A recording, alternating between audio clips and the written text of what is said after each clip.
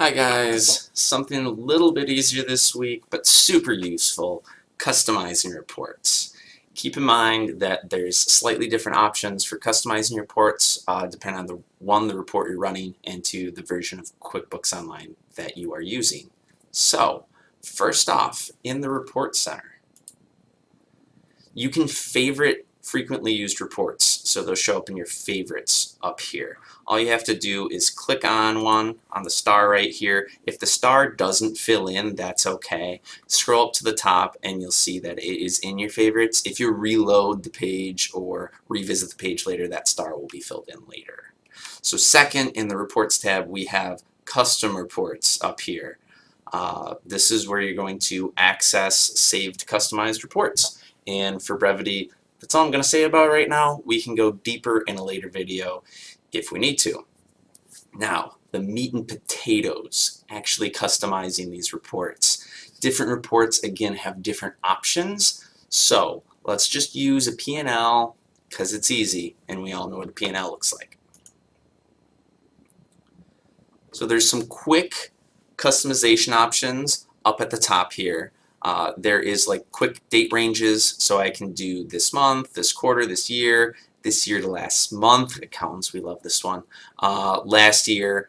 You can also customize your date ranges if you have something specific in mind.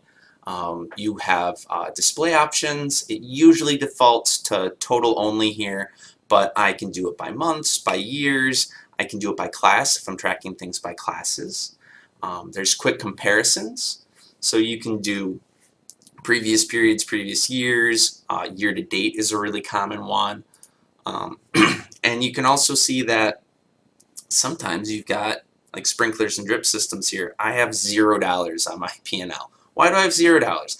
If that annoys you, you can go to this column and you can show only non-zero rows. So if I run the report after that, you see it's gone. A little bit cleaner.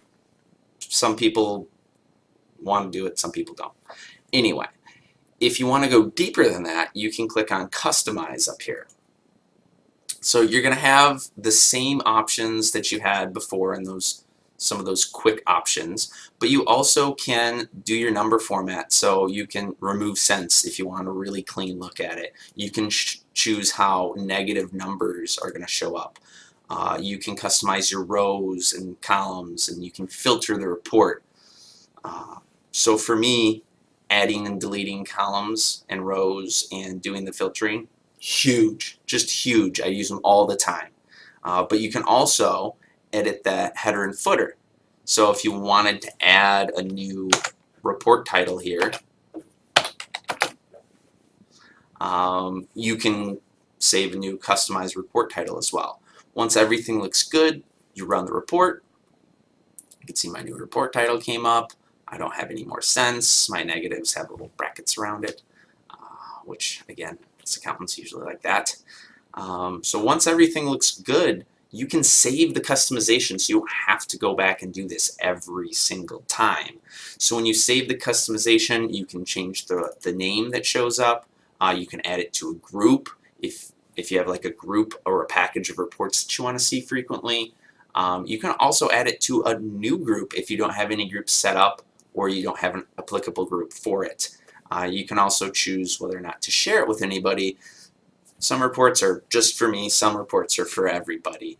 Once you click Save here though, you will be able to access this customized report from that Custom Reports tab in the Reporting Center that I had mentioned earlier. Whew! Okay, definitely didn't think there was that much to do with custom reports, but apparently there is. So I hope that helps. Thanks for watching.